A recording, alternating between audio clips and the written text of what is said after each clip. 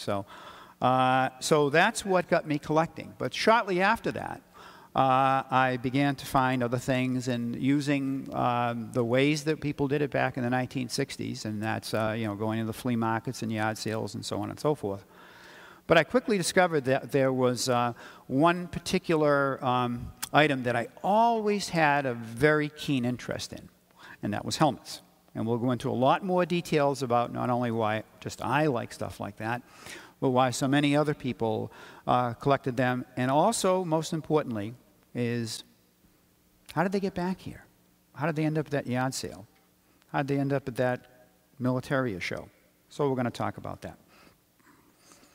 But in the first segment, we need to find out why was there a need for this thing called the Stahlhelm.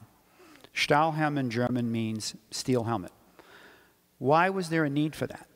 And most of you are historians. Most of you have a pretty good knowledge of the wars that were fought, going back to Roman wars and up through Civil War and so on and so forth. And the one thing that you will notice when it came to fighting those wars is that any type of headgear that they had was usually ornamental. And that remained the same until the 20th century. Until the 20th century, headgear was a form of identification, of rank designation, of ornamentation. But it did not have the purpose that the steel helmet had.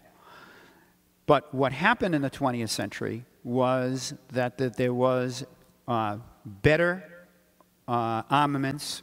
There were guns that were more powerful. There were guns that were firing more quickly. There were artillery that was doing more damage. Shrapnel became a very, very lethal weapon used by the opposing forces. And so more and more, there was a need to further protect the soldier from injury. And there was one German general during World War I, and his name was Gaede, G-A-E-D-E.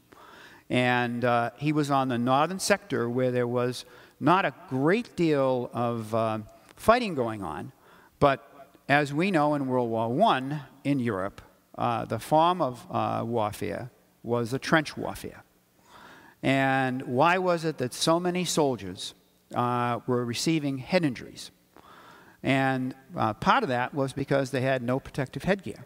The typical type of headgear used during the 19th century and right up through 1915 was, one example is this little cap, which was called a service cap. They referred to it as the pillbox. And this cap was the everyday cap that a soldier would wear when he was on duty. Not necessarily when he was in the trenches and fighting, but certainly would have been one piece of headgear worn by the typical German soldier at the beginning of World War I. And of course, the other type of headgear that you're all familiar with is the Pickelhaube. And there are, of course, thousands and thousands of different types of spiked helmets. But I've selected this particular one because it's for an enlisted man. It is the typical cap that would have been worn by a soldier on duty in the field during battle. And it is constructed of a leather material, and the ornamentation happens to be zinc in this case. And as you could quickly deduce by looking at this piece of headgear, that it would provide absolutely no protection for the person wearing it from what was being used by the opposition, mainly the machine guns and the artillery and so on and so forth.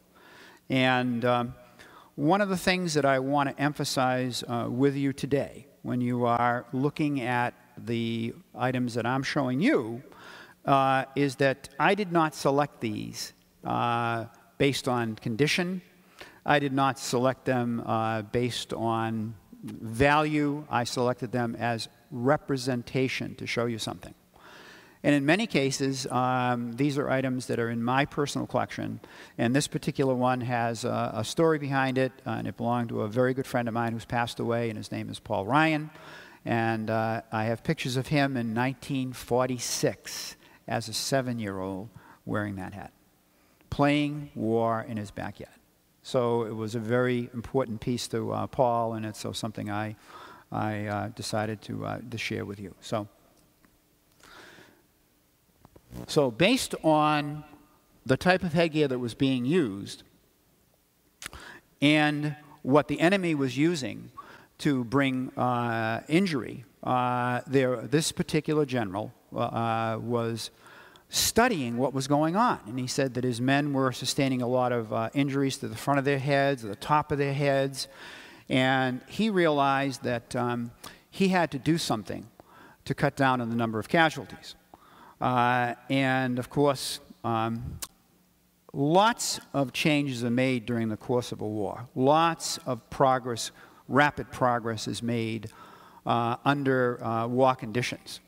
But along with that, you have the bureaucracy and the red tape, and you have experiments and so on and so forth.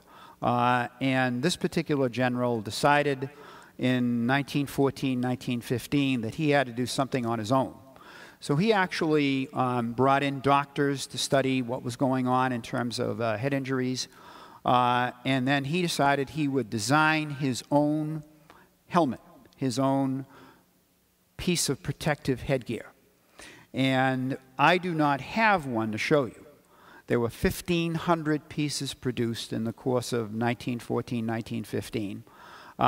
Most of them were melted down and used for later steel helmets. There are a few in collections, but very few.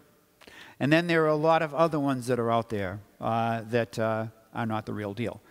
So I'm going to show you the photo that I have of a soldier wearing this helmet, and then I'll talk to you a little bit about it, and then I'll pass this around. This is a photo that's available on the internet, and literally what, there you go, Robert. Okay. Literally what was designed was kind of a skull cap. And it looks almost like a Roman gladiator helmet in a certain way because it has a big steel piece that comes down the front. And then it was meant to protect the front of the head. And then on the back was a leather portion and then straps to secure it to the soldier's head.